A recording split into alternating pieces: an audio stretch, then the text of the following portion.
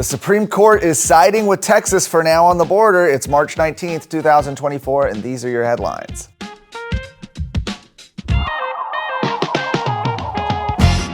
Well, the news cycle moves fast, doesn't it? What's being celebrated is a win for border security. The U.S. Supreme Court is moving to allow Texas to enforce its new border security law while the Biden administration's battle against the measure continues to work its way through the courts.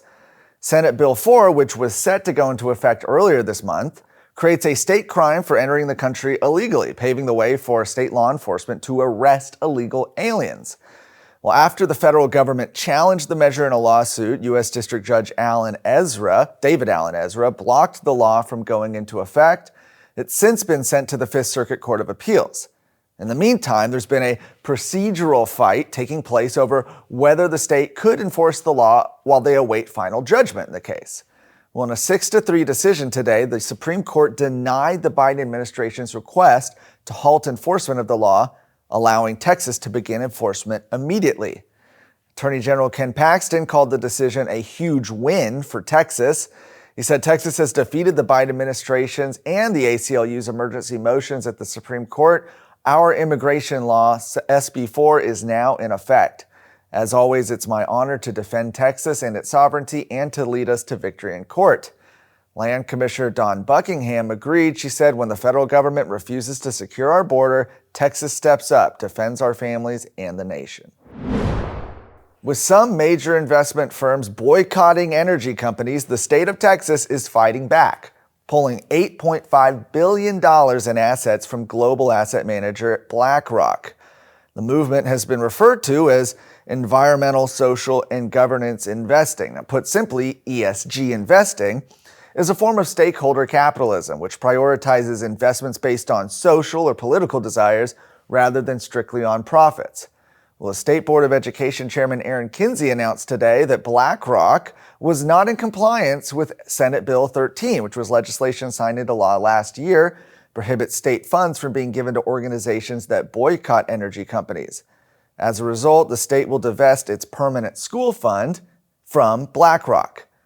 Aaron Kinsey said the Texas Permanent School Fund has a fiduciary duty to protect Texas schools by safeguarding and growing the approximately $1 billion in annual oil and gas royalties managed by the Texas General Land Office. BlackRock's dominant and persistent leadership in the ESG movement immeasurably damages our state's oil and gas economy and the very companies that generate revenues for our school fund. Texas and the PSF have worked hard to grow this fund to build Texas schools. BlackRock's destructive approach towards the energy companies that this state and our world depend on is incompatible with our fiduciary duty to Texas. He continued by saying today represents a major step forward for the Texas Permanent School Fund and our state as a whole.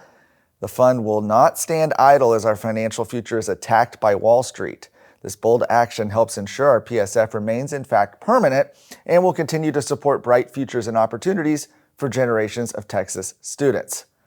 In their own statement, BlackRock denied boycotting any companies. They said BlackRock is helping millions of Texans invest and save for retirement. On behalf of our clients, we've invested more than $300 billion in Texas-based companies, infrastructure, and municipalities, including $125 billion invested in the energy sector, which includes a $550 million joint venture with Occidental. Each weekday, join the Texas Minute for a first look at the top news of the Lone Star State. I'm Michael Quinn Sullivan, the host of the Texas Minute. The Texas Minute exists to make sure real Texans have the news they need to affect Texas. You can find the Texas Minute at texasscorecard.com or everywhere you listen to podcasts.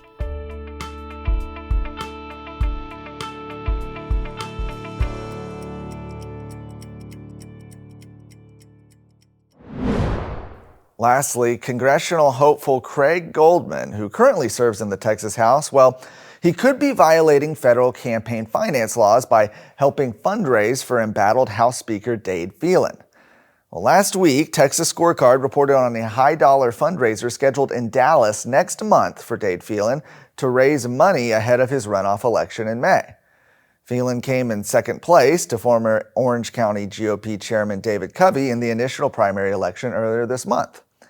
A group of over 60 politicians, lobbyists, and donors were listed on the invitation for Phelan's Dallas fundraising event, including State Representative Craig Goldman.